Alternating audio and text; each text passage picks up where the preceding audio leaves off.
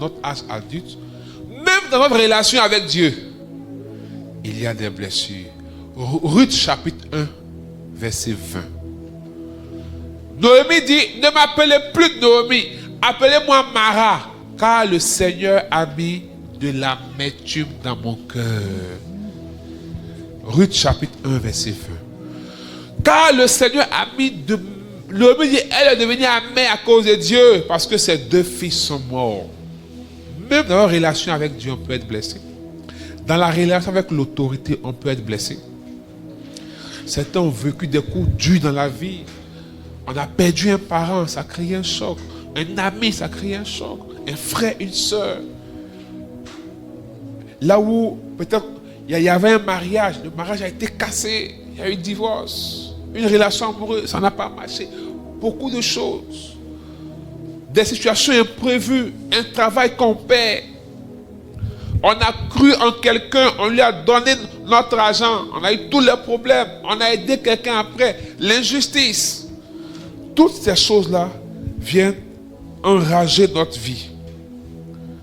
Et souvent, comme Noémie, on devient amer.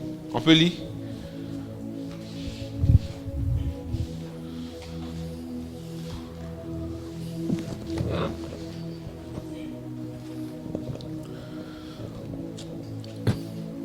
Ruth 1 à partir du verset 20. Elle leur dit, ne m'appelez pas Naomi, appelez-moi Mara, car le Tout-Puissant m'a rempli d'amertume. Vous voyez?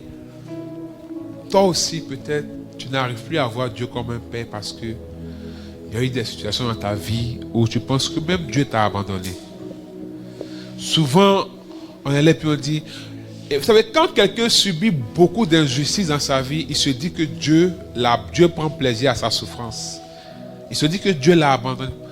Pourquoi on dit Dieu secoue les pauvres et les faibles? Mais moi seul, je subis une injustice aujourd'hui. Demain encore, je n'ai personne pour me défendre. Même Dieu n'intervient pas pour m'aider. Arrivé un moment, ton cœur se ferme à Dieu. Arrivé un moment, quand on dit que Dieu est un papa qui prend soin, l'écho n'est pas bien dans ton esprit. Certains aussi, à cause de leur relation avec leur mère, les incompréhensions, les luttes, n'arrivent pas à voir la Vierge Marie comme une mère. Vous savez, la relation avec Dieu et la relation avec la Vierge Marie souvent prennent leur source dans nos relations avec nos parents.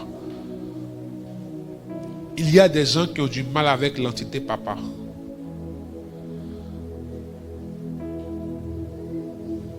C'est-à-dire tout le monde peut dire papa, mais la personne ne peut pas sortir. Non.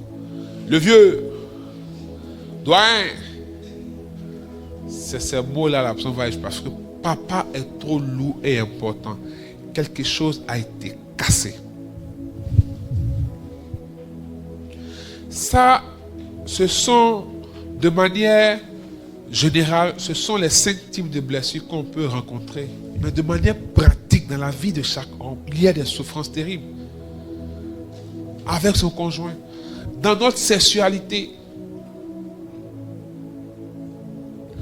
face à l'autorité, comme je l'ai dit, face à Dieu. Quelqu'un qui a été beaucoup maltraité, ou bien il y a eu tellement de manque dans la famille. Vous voyez, certains sont remplis de vengeance contre des personnes et contre la vie. Je dois réussir pour montrer que. Et quand quelqu'un est comme ça, il est prêt à tous les moyens pour réussir. Ce soir, tu as besoin de faire cette rencontre avec le miroir pour checker au fond de toi la blessure qui te ressemble apparemment. La blessure qui t'identifie. Mais quand tu finis avec ça, je souhaiterais que tu plonges aussi dans ton histoire encore pour voir. Est-ce que tu n'as pas un problème avec Dieu? Je veux inviter chacun à réexplorer sa relation avec son papa.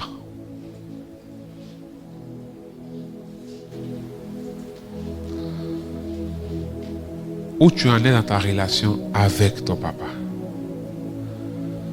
Comment tu conçois cette relation-là? Il y a quelqu'un au milieu de nous. Je veux juste que tu lèves la main.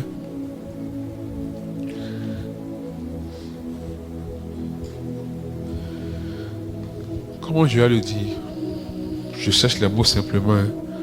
Tu as mis ton papa aux oubliettes. Je ne sais pas s'il est vivant ou il est mort, ça je ne sais pas. Mais en fait, dans ton esprit, ton papa il est aux oubliettes. Bon, c'est ton papa, point quoi, oui, bon. Pas plus que ça. C'est du genre, tu l'as classé. Bon, le mot c'est en français ivoirien. Tu l'as classé, là on comprend bien. Tu as classé ton papa. Et ça c'est clair dans ton esprit. Et tu es convaincu que quelqu'un ne peut pas venir changer ça. Quelque chose en fait, toi-même tu t'apprêtes à ce que, bon, jusqu'à ce que tu arrives ici quoi. Quelque chose à ce qu'on veut te dire sur ton papa là. C'est classé. C'est qui? Il est fort, hein? Si la source tarit, quand la source tarit, qu'est-ce qu'on fait? Parce que quand tu classes ton papa, la source a tari. Laissez Jésus vous aider. Allez relire votre relation avec votre papa. Oui, c'est important. Et laissez le Seigneur vous rejoindre. Pendant que je suis en train de parler, la parole est dérangeante, mais je veux que tu sois vraiment audacieux. Il y a une personne au milieu de nous qui a subi un abus. Je ne sais pas si c'est allé, j'entends abus, j'entends attouchement. Je ne sais pas si c'est ton père, mais l'auteur est de ta famille. L'auteur est de ta famille. C'est un proche, un très proche de toi par qui ça est arrivé. C'est une histoire. Tu as dit que tu ne veux pas entendre parler de cette histoire. Mais ce soir, le Seigneur veut te libérer du grand fardeau. Pendant que je suis en train de parler, tu auras l'impression d'avoir un semblant de vertige. Ce soir, le Seigneur veut t'aider. Non, asseyez-vous. Asseyez-vous. Le Seigneur veut t'aider. C'est juste le signe que je donne pour que la personne se reconnaisse. Vous savez qu'il y a des gens qui vivent des choses et après, dans leur vie, ils oublient, comme si la chose n'a pas du tout existé. Vous savez, quand le choc, on dit quoi, les grandes douleurs sont muettes. Ça déchire. Vous savez, il y a des douleurs qui créent même des arrêts cardiaques. Tellement c'est fort. Ça te transcende. Paf, tout se coupe. Et quand c'est psychologique, c'est terrible. Le signe que je donne, que tu ne te sens plus bien, tout simplement. Pas t'inquiéter, tu n'as pas tombé. Parce que les gens, souvent, quand ils viennent arrêter de quelque chose d'intérieur, là, ceux qui ont déjà fait une ou deux fois, ça après à pleurer. Ça, c'est quand il a fait ça. Aïe! Non. Est-ce que tu peux juste lever la main? Non, si c'est trop difficile aussi, après, lors de l'écoute, il faut venir vers moi. Nous irons dans la méditation et après, il y aura les écoutes. On va faire l'écoute avec moi-même et les responsables pour que on puisse parler. C'est-à-dire, on va faire le point des choses qu'on a entendues hier soir, ce matin. On va faire le point ensemble et voir à quel niveau tu es. Quel niveau il faut débloquer pour avancer. Il y a une telle présence de Dieu. Je sens le mouvement de l'esprit planer sur nous. Bon, on va doser. On va partir en méditation. Il faut que le bouchon, il faut que la pression soit forte. Pour que tu n'aies même plus l'occasion de réfléchir pour dire tu vas laisser.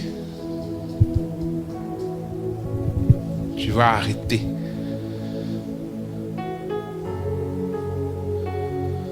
Tu vas dire non, je ne veux pas. Il faut que la pression soit très forte. Seigneur, merci de toucher tes enfants. Seigneur, nous arrivons à un point culminant de notre démarche. Viens faire jaillir.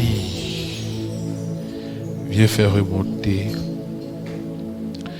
Viens ouvrir notre esprit. Et viens nous aider à mettre le doigt sur la souffrance intérieure, sur le point majeur de notre situation. Afin que là où nous pensons que tout va bien, tu mettes la lumière sur ce qui ne va pas. Dans le nom de Jésus-Christ. Amen.